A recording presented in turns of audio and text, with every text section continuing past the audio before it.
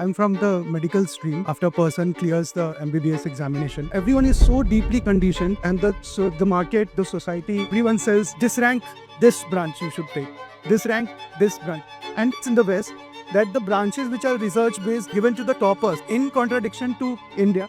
We want to become neither doctors nor engineers or anything else. You are given an image to pursue, and that image is a distant one, far off in the future. A villa of your own, two nice cars, two cute kids, light-skinned wife, such things, and that's the usual image that we are supposed to pursue. And where does that image come from? If you reach there, you are good, you are doing well, you are successful. And that may actually never be achieved. And that gets so deep into us, feels like almost into our DNA.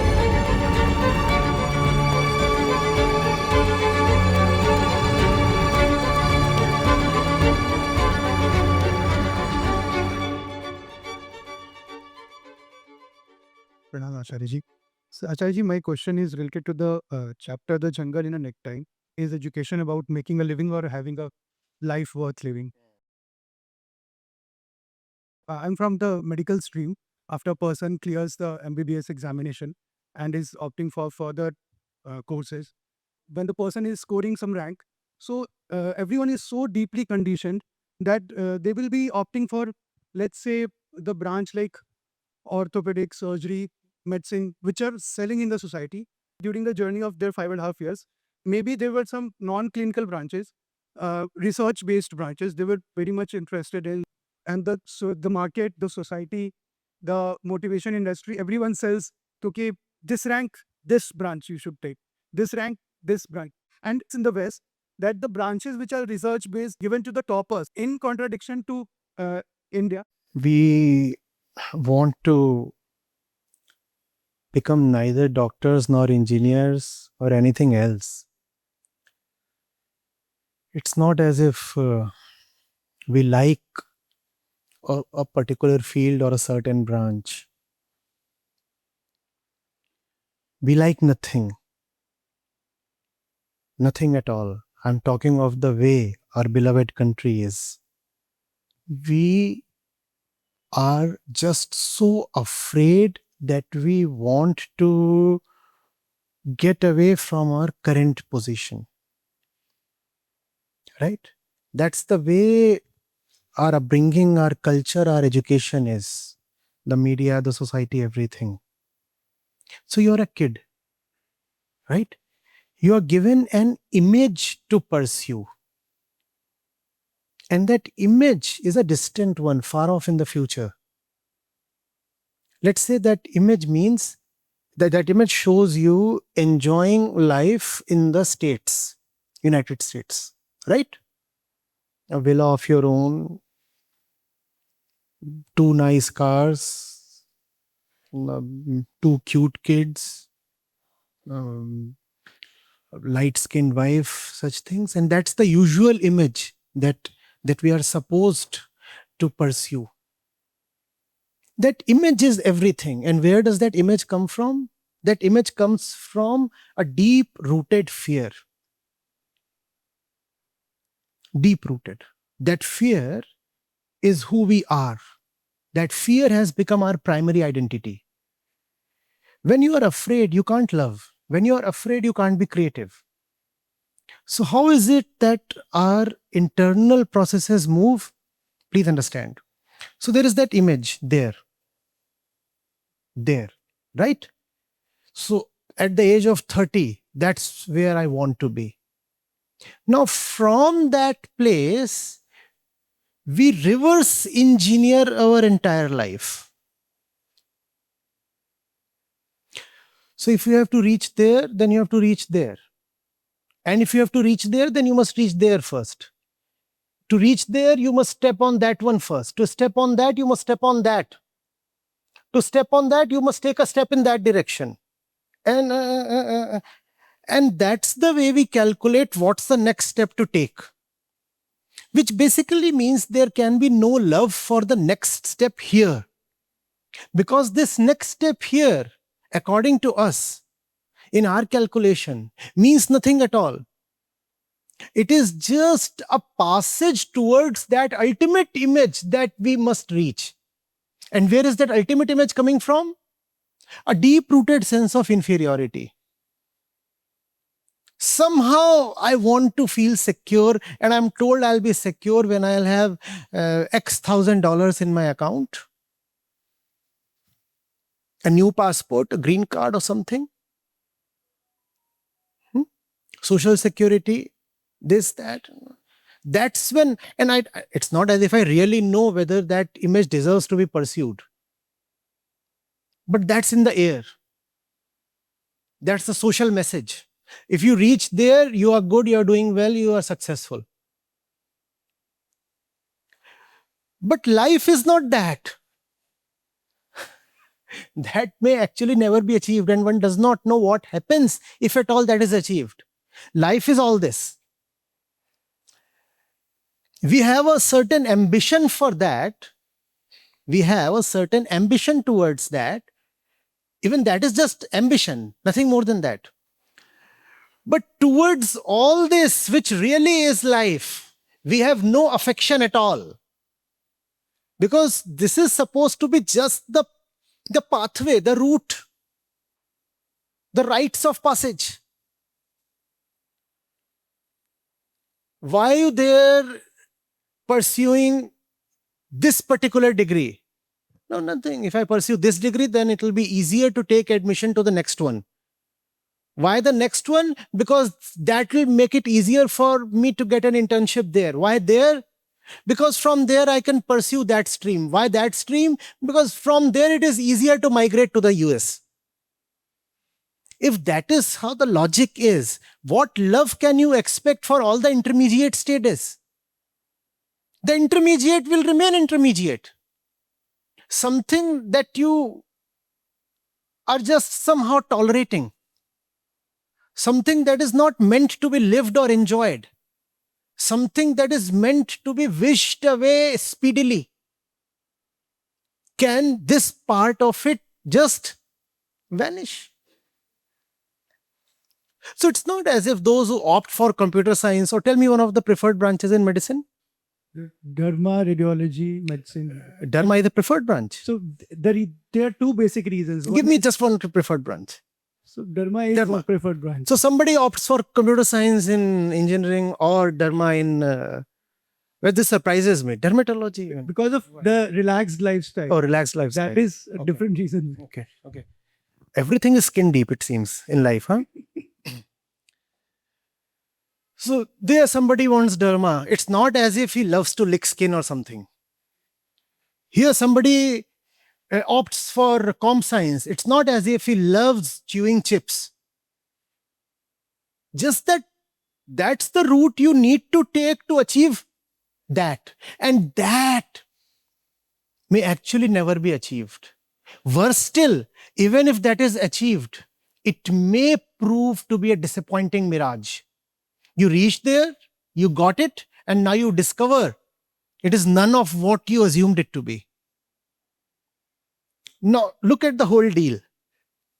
That would disappoint you, almost definitely, but in the end, the bigger disappointment is all this because you were anyway choosing to pass through all this without being touched, without putting any heart into any of this.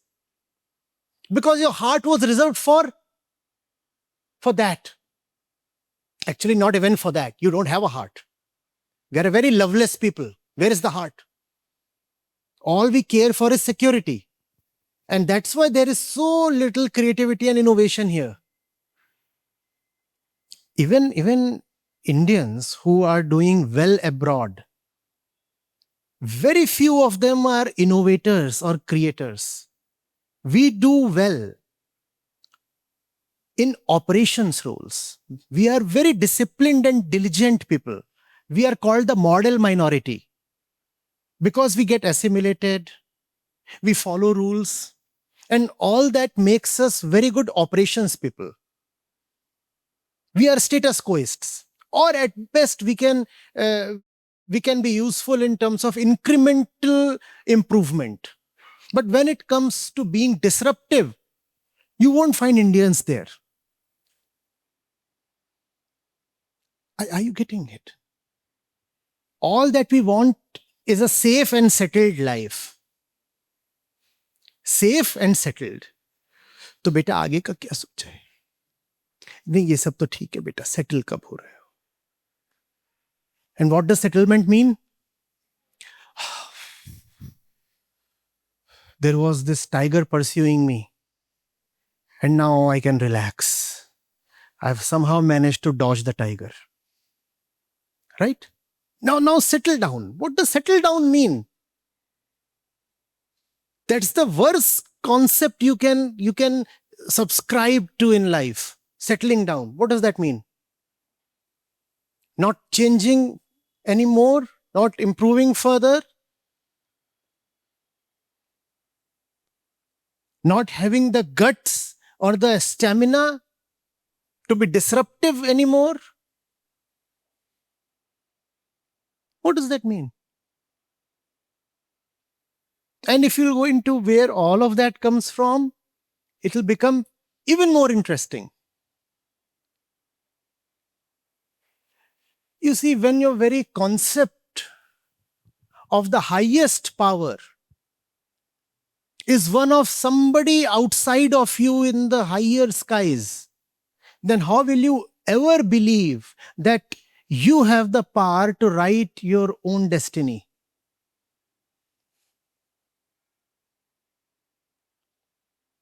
I thought it was a thing of the last century.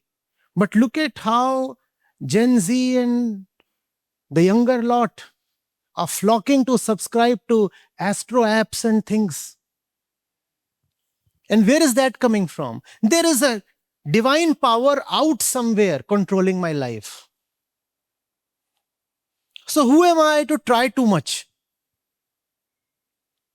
Who am I to walk against my fate, to swim against the stream?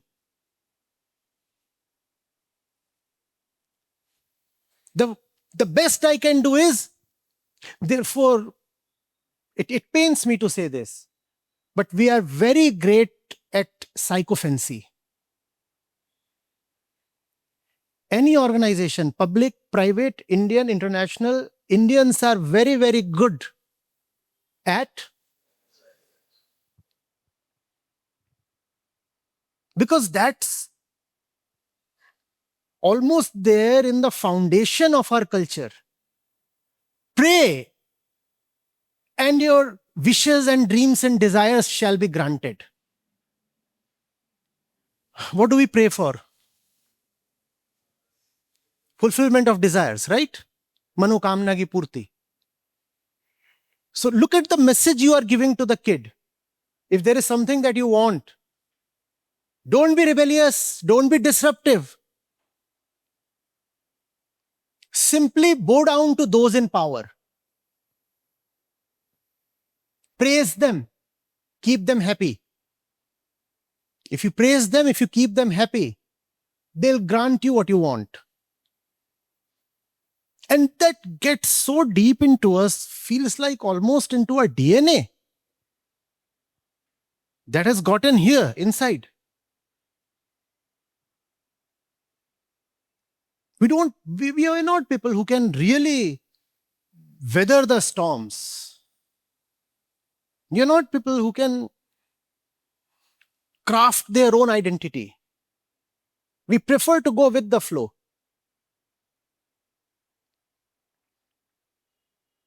The US has been attractive since so many decades. We went there. Now Indian students are going to China. That's the emerging superpower.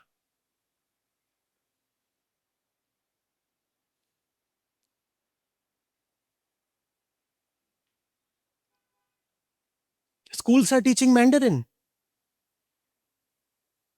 Soon the English speakers will be considered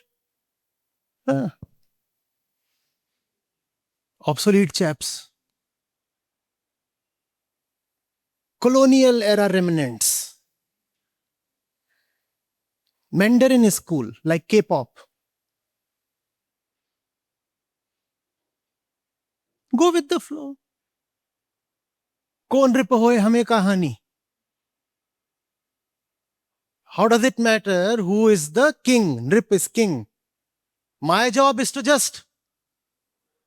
And this has done us tremendous harm.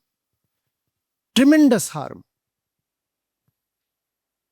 And that is even more lamentable when you consider that our fundamental darshan, philosophy, was extremely uncompromising. I will not accept anything. All that I have is a neti neti for whatever the world is. My job is to negate. My job is not to accept. That's Vedanta Darshan. And from there, we became this. So if com science is on top today, then this too, com science. Tomorrow, if some other branch in engineering, let's say ceramics technology, somehow just a lot of jobs are created in that field, you'll find JEE top 100 getting into ceramics. That's all. It's not as if those getting into com science love com science. It's not as if those getting into dharma love the skin.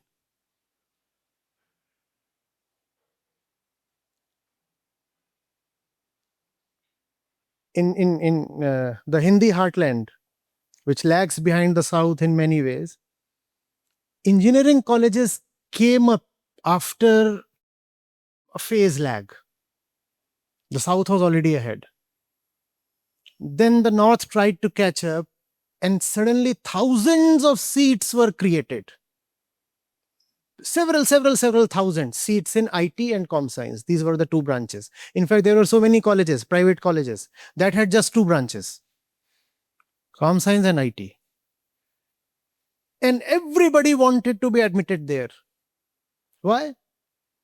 Because the legend came riding the winds. There are these 3, 4, 5 companies, TCS, Infosys, Wipro at that time, Satyam also, and a few others, like Mahindra and all. They hire in droves. They bring huge trucks and carry away the entire lot. And then came the Lehman crisis of 2008. And after that, there was an IT shock. So all the capacity that was created between the years 2000 and 2008 was now laid waste. And I have seen how students ran away even without completing their 4-year course. Because it was not as if they loved coding. They went there thinking that that would somehow enable them a route to Bangalore at least, if not the Silicon Valley. When they found that this is not taking them even to Bahraich, let alone Bangalore, they ran away without even, and the colleges were chasing them. Deposit the fees at least for the 2 years you were here.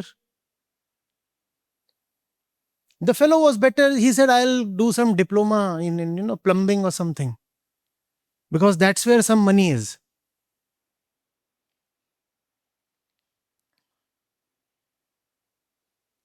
From an angle, it looks perfectly normal. But from where I'm looking at it, it looks very loveless. Yes, I understand money is a basic need. But we also know that the point where money stops mattering in a big way anymore comes pretty early. If we were to plot welfare on the y-axis and incomes on the x, then very soon you come to a point after which the marginal utility of money becomes very small. Meaning you can keep adding money to your life and yet your welfare won't improve. In fact, I suspect beyond that there is a point of negative marginal utility, which means if you add any more money to your life, you would actually compromise on your welfare.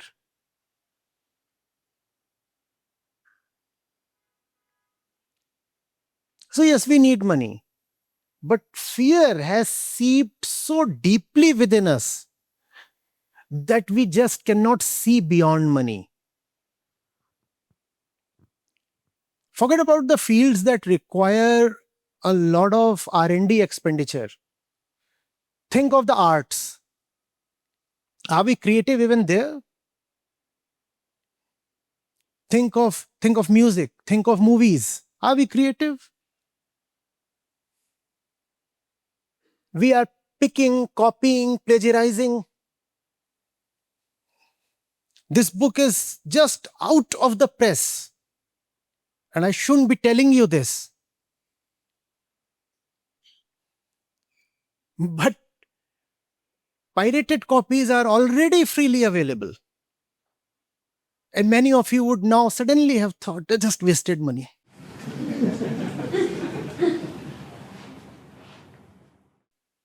That's what we are very good at doing. Not creating stuff, but copying it.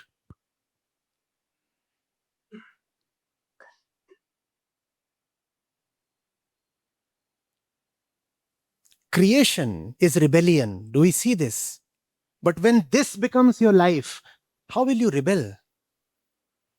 Who has ever rebelled with folded hands? Ever seen a rebel standing like this? Rebellion is a clenched fist, not folded hands. Mercenaries. Which are some of the least preferred branches? Not preferably opt for physiology, biochemistry, and Biochemistry. Tomorrow, if the job market in biochemistry heats up, all the toppers will be rushing towards biochemistry. Where is love? Where is heart?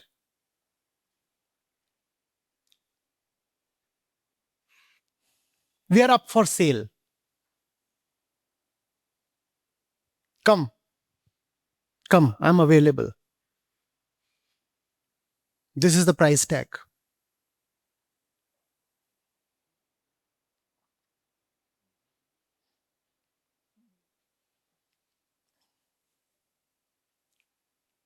In personal matters also, I mean, such an intimate thing that's blinking very, such an intimate thing.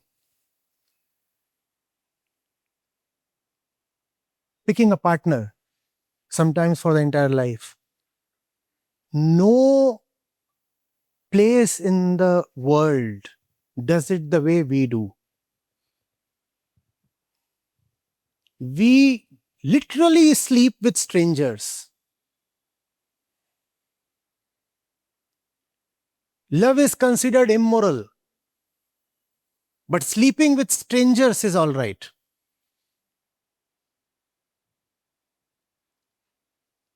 Yeah, no, not here in Delhi, but just travel a little into the interiors, and that's what is still happening. 60-70% of our population. Yes, we have become progressive. So the girl and the boy get to meet on the terrace for 5 minutes. हाँ जी तो जी आप जी क्या करती जी मैं तो जी भिंडी बनाती जी. And then you sleep with the stranger. What does that leave you with? Does that leave you with any heart? Think of what it does to the mind, the very spirit of those two persons. They are crushed.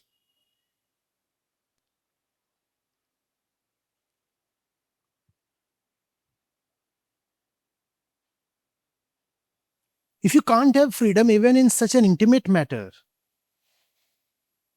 why will you ever now rebel against anything?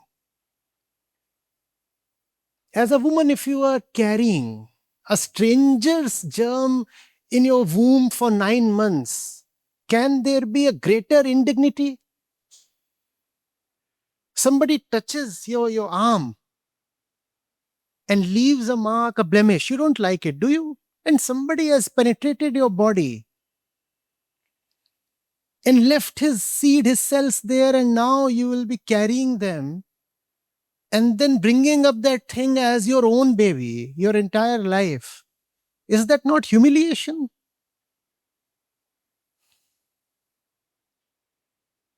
Where is love?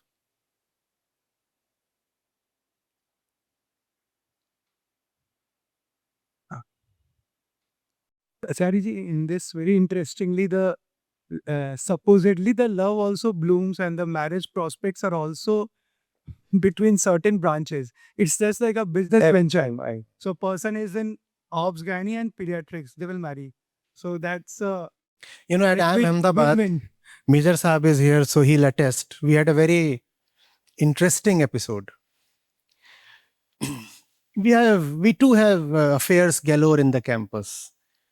And it's usually the top rankers that walk away with the girls.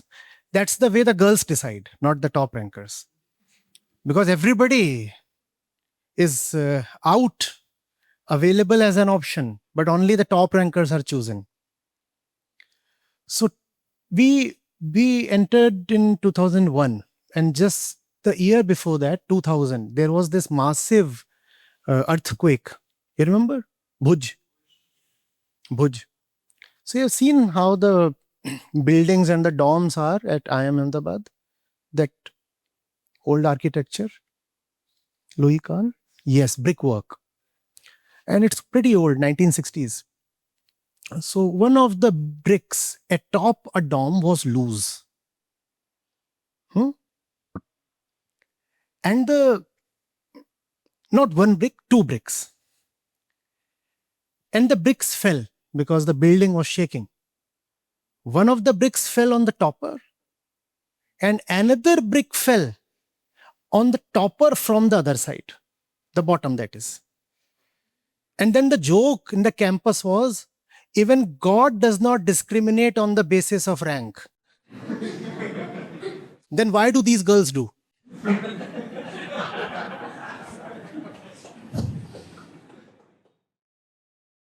Even God does not discriminate on the basis of rank. The topper got hurt, and equally, the trailer got hurt. So why are the girls being so discriminative? But that's how it is. Where is love? You pick a man based on his earning potential or current salary or inherited wealth.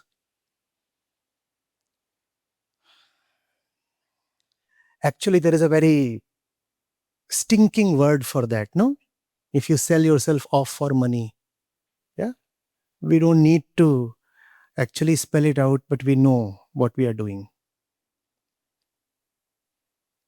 And same thing applies to the men who sell off their brains and brawns for money. The brain is as much as body as any other part, right? If you are saying I'm selling my brain to the highest bidder, to the topmost recruiter, how is that not prostitution? I'm asking. Wherever there is a relationship that does not involve love, what else do you call it? What else do you call it? It's an exchange, barter. And when that is happening, there is no spirit here.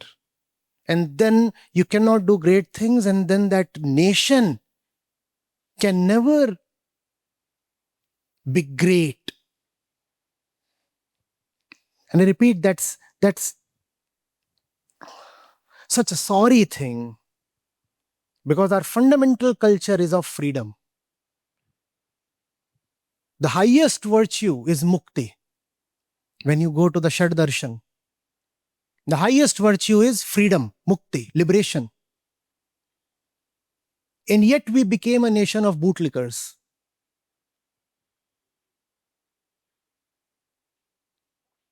Was there a colony as big as India ever? Ever? No.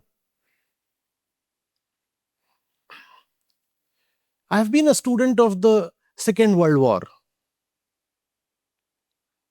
And there are just so many aspects and micro details related to it. I enjoy reading. One of the things I was recently going into was Hitler's attitude towards India.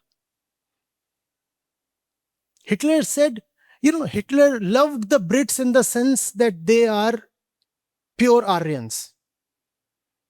He said India deserves to be ruled by the Brits.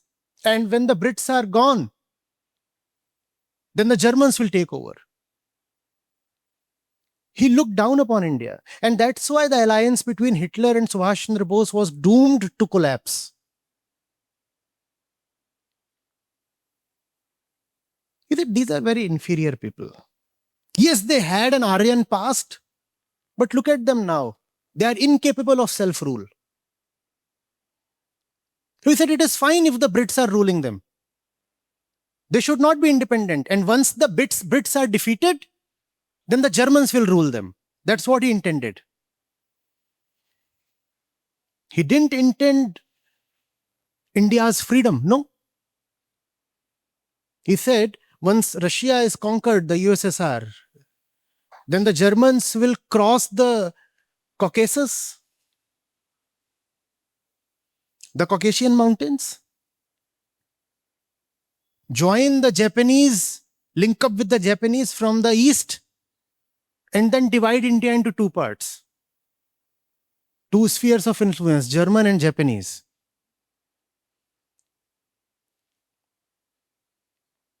The reason was simple. 40 crore people we were there even at the time of World War II. It was inconceivable for anybody outside India to imagine how such a large number of people can be controlled by those coming from tiny isles northwest of continental Europe. Can you imagine? And when they first came here, think of the 16th and 17th centuries when the Europeans were first coming here. They didn't have engines really. No steam power. Yet they traveled all the way from there. Think of how they would be traveling first of all. They traveled and they still conquered. The reason is just one, this. The Brits didn't conquer us. We did this. This has defeated us.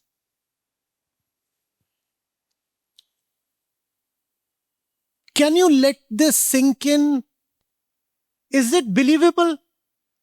With no source of energy, forget nuclear power or electric power or fossil fuel.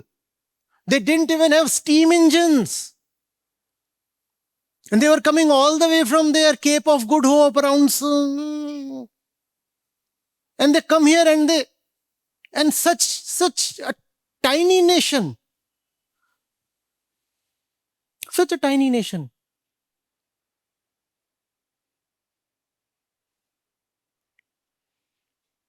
But they were innovative, they were creative, and they were daring.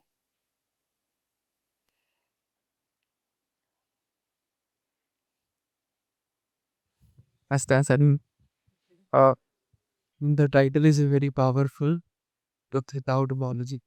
So it seems like you have seen a lot of people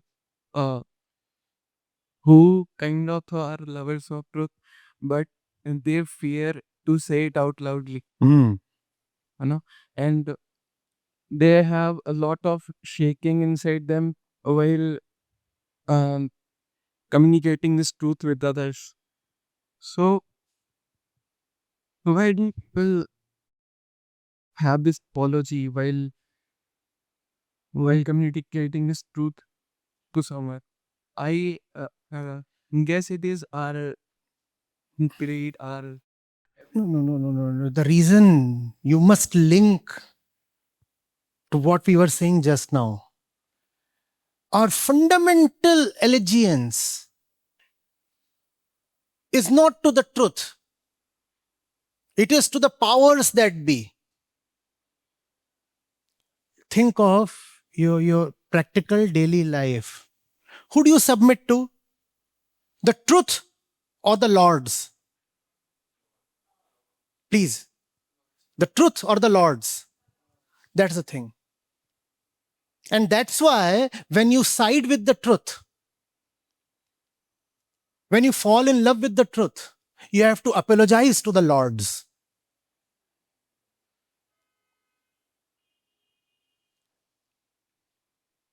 One truth, one master, one center, one destiny. That's Vedant. Right? Satya, Atma, Brahma, one, all one, and nothing but one. Not even one, Advait. Forget about two, not even one. That kind of pointed surrender is what our sages taught us. Instead of surrendering to that one truth, we have been told to bow down to several lords. That's why when it comes to the truth, we are apologetic. We say, sorry, the Lord does not like it, but may I please submit that if you allow me, if you permit, to your pleasure. Seen all these things? Seen how we teach our kids to write applications? Humbly, I beg to submit that today I have ache in my tooth. Humbly, I beg to submit. If that is the truth, why are you begging? State the fact. What is this humbly I beg to submit? Would the Lord and the Master accept my submission at his feet? Why? If you are lying about your toothache, then don't write that. Tear away that application. And if you are stating the fact, if the toothache is real, why the hell are you groveling? Why are you rolling in the mud? Drool, drool, drool. That's become our culture.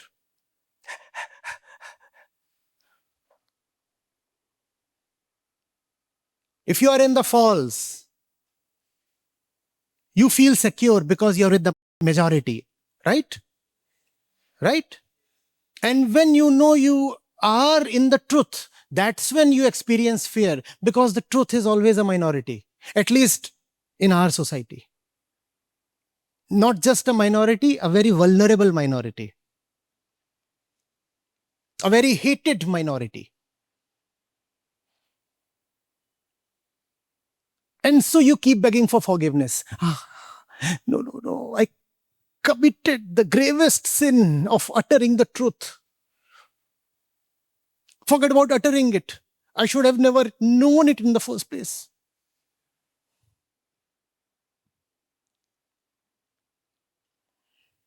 All boils down to the philosophy you are following.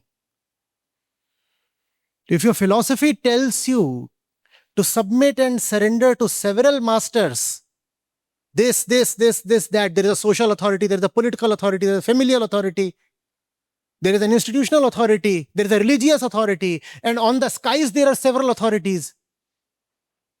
If that becomes your culture, you will never be a truthful person, because in truth there is no authority but the truth.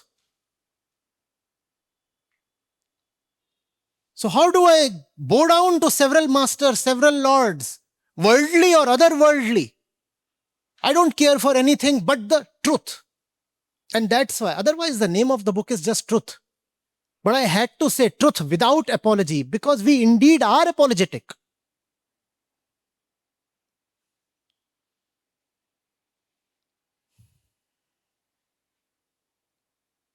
Those who wallow in lies, you will find them walking, living, eating, breathing comfortably, and they'll be lauded on public platforms.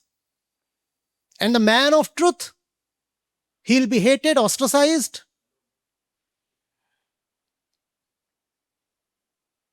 and left alone, as you said. And all that is fine. Hate me, expel me, ostracize me.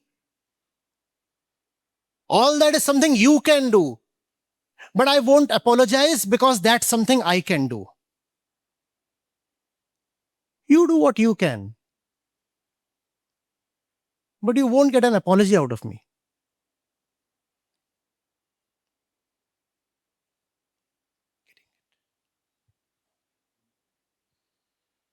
Acharya ji, when our love for truth will be so much high that we will not care for anything else. Whether whole world is standing against us and we are not hearing. When you have a heart, then you get a spine. When you will have such a beating heart with love for truth, then you will get a spine that does not easily bend in front of religious, social, political authority.